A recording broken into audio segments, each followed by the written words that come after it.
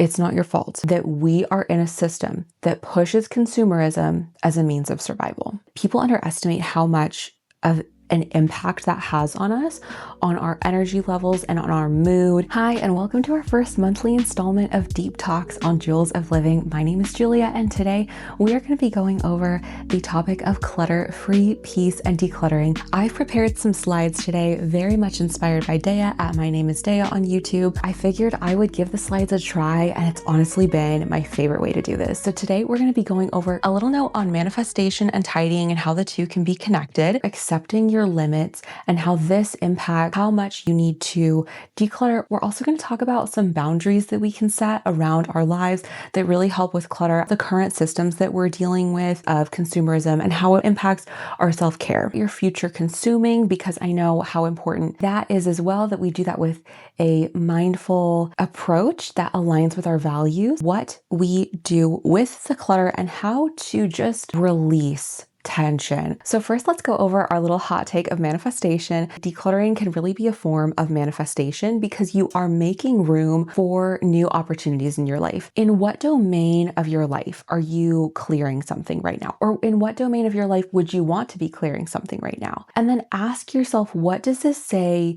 about your goals and your foci in your life right now? We focus on those things that we are wanting in a really positive way. That only makes it easier to bring that to us. Accepting your limits. First, we have the realization. You realized you have too much stuff.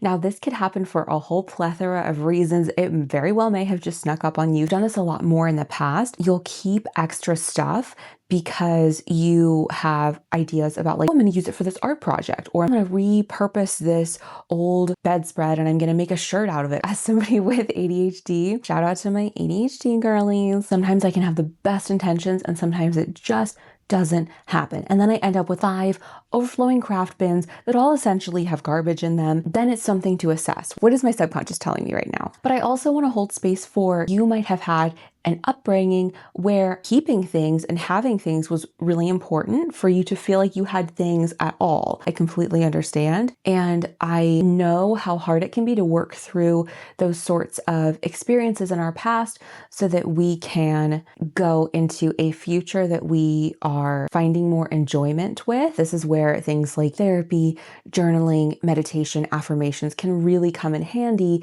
if we're struggling with something that has a little bit more of a depth to it. Maybe you also had like a really big life change. As somebody who's lost 100 pounds, I definitely know what it feels like. But no matter what it is that brought you here, now you're here. Now you've had the realization and it's time to accept limits around it. Let's talk a little bit about those signs that you're having limitations around the clutter that you may have. Things are just sort of ending up on the floor. They're just sort of ending up on dressers or on your bed. It's like little fairies have come in the night and just been like, oh, I'm going to pick this up and I'm just going to put this there. You might also feel tired all the time. And I've talked about this in one of my shorts as well. If you are feeling drained often, take a look around and see what kind of stimulation are you taking in. Another one is that you might be getting irritated easily. I definitely can understand this, where it's like, again, with the visual clutter, people underestimate how much an impact that has on us, on our energy levels and on our mood. As I've gone on my own self-knowledge journey, I've learned that I cannot deal with a lot of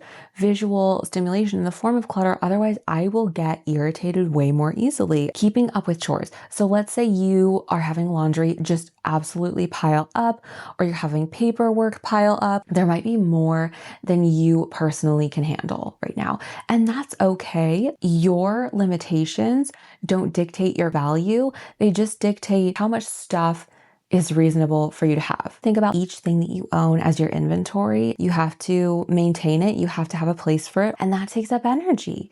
So whether it's you have a chronic illness like me, you have 3 kids, you have a move that you're doing, it's okay to not have enough capacity to have as much stuff as you have. So I want you to have compassion for yourself about this.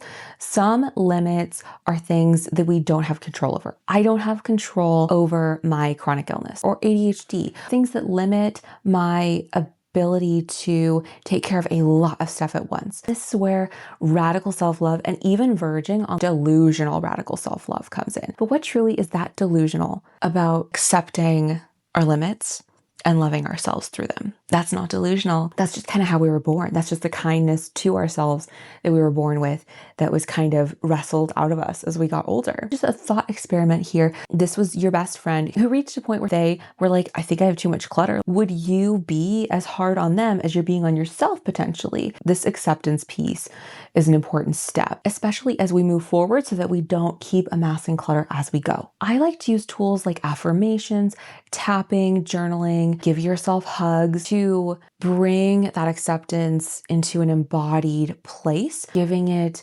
attention and love, not in a way that is amplifying it. We can give it attention and sit with it and listen to it for a little bit.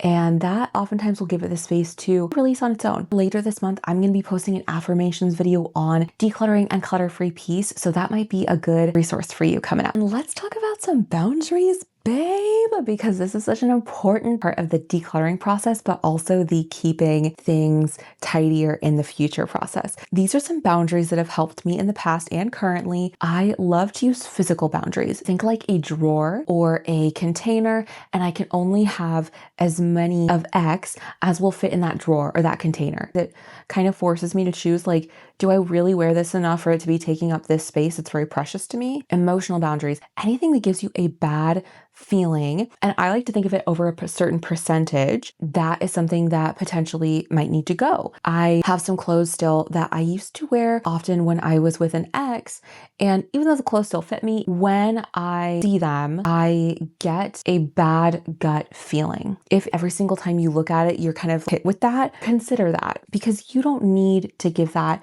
so much energetic space, especially if there's a lot of them. Values-based boundaries. Ooh, I love this. So I know that I want to be as eco-friendly as possible, which I know in this world in the US is just so difficult to do. Lip glosses make me happy and they also are a part of like work that I do, but I don't need to have 20 of them. When I can't use them up before they go bad, that really makes me feel bad. So I use that as a reason to keep myself limited in how many I'm having at a time. And then also time boundaries. So I will say to myself, this is how much time I want to be giving each week to tidying. Now, I recognize that if you have only 15 minutes a week to spare, it's not the time to like do a great big declutter. It's definitely something to think about and consider as you move forward. Love the classic one in, one out. When you get something new, you have something in mind that you're going to get rid of. It really keeps me in touch with the things that I own. So let's talk a little bit about our current systems and the guilt that we may have around it, because that is such a big emotional thing.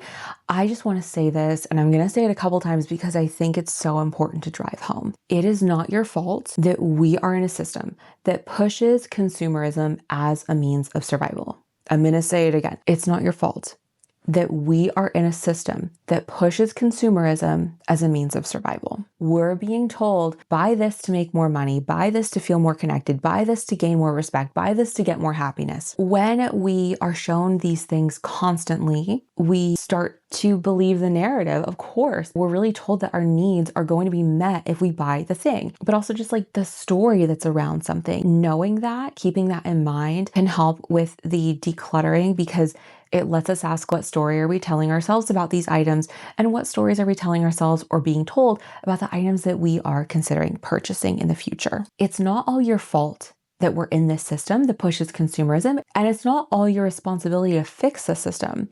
But even though we can't control the responsible parties, you can't control the people, the corporations that are feeding you those stories so that you feel like you need to buy more things. What you can control is your response to them. You're watching this video. This is your response right now. This is you responding. The fact that you found this video at all shows that you are being thoughtful about this. What's most important though is finding ways that we can, with a lot of self-acceptance in mind, behave in the system in a way that matches with our values so that we can maintain our integrity and our self-trust. Let's talk a little bit about finding our peace in these current systems. You aligning with your values in these systems and aligning with your values in a way that makes your home feel good to you is so important for your self-care. And that's how we take care of ourselves as lovely jewels here at Jewels of Living. None of these are perfect because the system is failing us. High levels of radical compassion. You're going to give it out like Oprah. Like, you get compassion, you get compassion, you get compassion, you get compassion to people that you would not necessarily immediately think compassion towards. I'm talking folks who are the pushers of these stories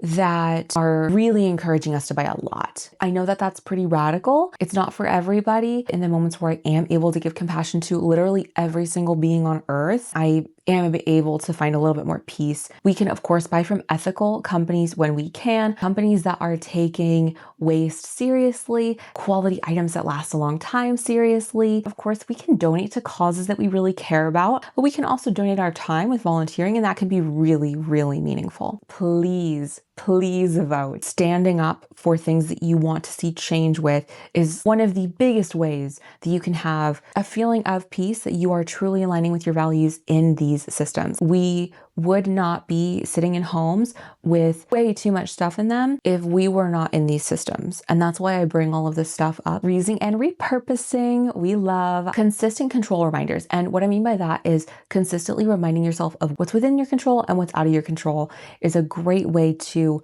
maintain as much of your peace as possible. Let's talk about the future of consuming. So, of course, quality over quantity is a huge piece of this. It's really difficult to find cost-effective, really high quality things that are genuinely going to last. But the thing is, like, that's really expensive, and I'm not ignorant of that. So let's talk about some places to get things that are maybe at a little bit of a better cost. Shop the sales section for the secondhand things. They're in good enough condition to, after being used, be sold to someone else. That is a testament to their quality. Real, cannot say enough good stuff.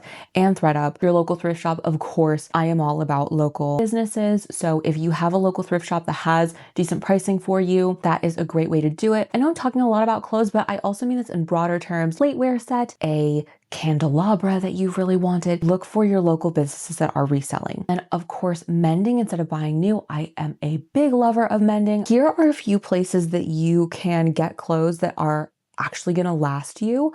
I use all of these places. Marine Layer, Madewell, Uniqlo, all places just to get like your basics.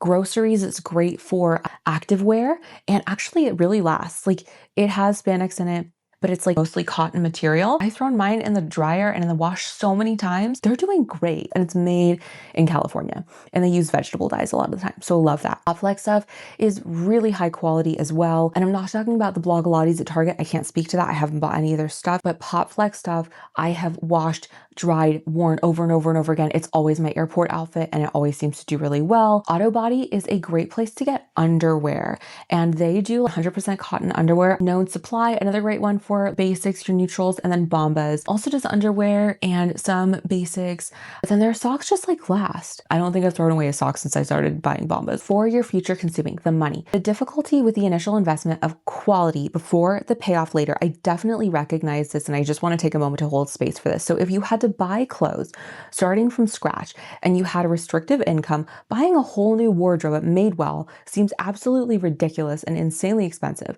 versus a place like Walmart, Shein, Amazon. I recognize that. There are still options, and maybe it can be a little bit of both, just because I know that it is so easy to have those ripped leggings from Amazon sit there for like a year because you're like, no, I'm going to mend these. You just end up throwing them away. It's a lot. It's a lot that you have in your home, and it's a lot that you end up throwing away.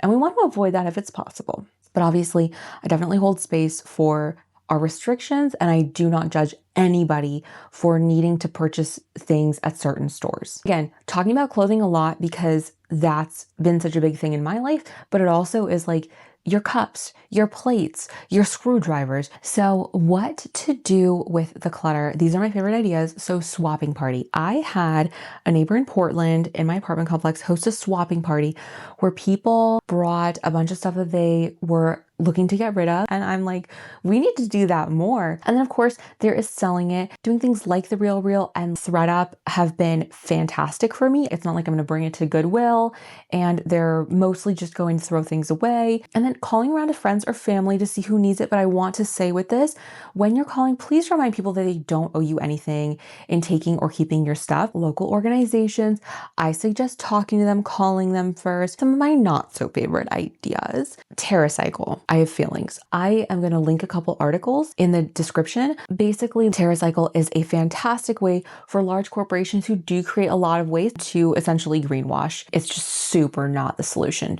Consuming less is the solution. And then Trashy, I have a link in the description as well. Trashy has made a couple changes very recently. They obtained this company, it's an AI company, and they're essentially going to be using it to do targeted ads for their deals. Trashy is one where you pay for a bag, you send them your stuff, they then give you credits and you can spend those credits on buying more stuff.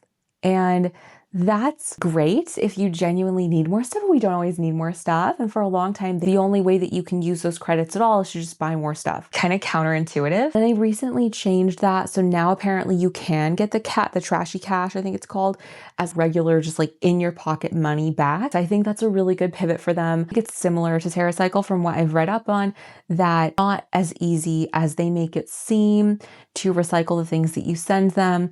And there's definitely stuff that still is just getting thrown away. It's a lot of effort and energy and money being put into something that is making only like a fraction of a percent of difference. You could keep a scrap bin of craft, repurposing stuff, but I suggest using the physical limits on that to keep it to just one bin. Be really real with yourself. Keep your peace. I just want you to know what you need to give yourself the care that you are asking for. And then finally, just trash it. Some things can't be recycled. And I know that's hard, especially if we have like a sentimental attachment to an item as well. That can be really difficult, but that's where it's just like a lot of self-acceptance, a lot of taking your time with it, a lot of mindfulness with it. At the end of the day, if it's genuinely stressing you out that there's too much in your house or that one thing is in your home, it's time to release it. And speaking of releasing, I am just going to ask us now to just sort of sit with all of this, let it gel for a moment. I really want you to know that you're doing a great job. You're sitting here watching this video, you watched to the end, you care, and I value that and I respect that. Next, let's do better together within reason, without beating yourself up about it. Comments, talk about what you are thinking with all of this. I have a couple questions in the description if you're looking for a little bit of inspiration on like things to journal about, write about, answer.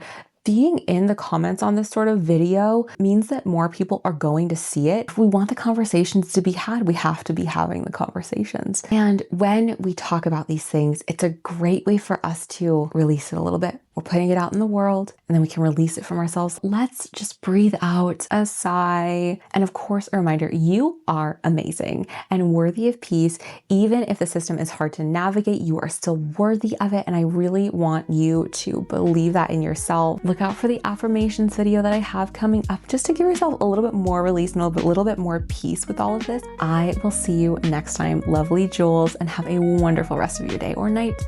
Bye.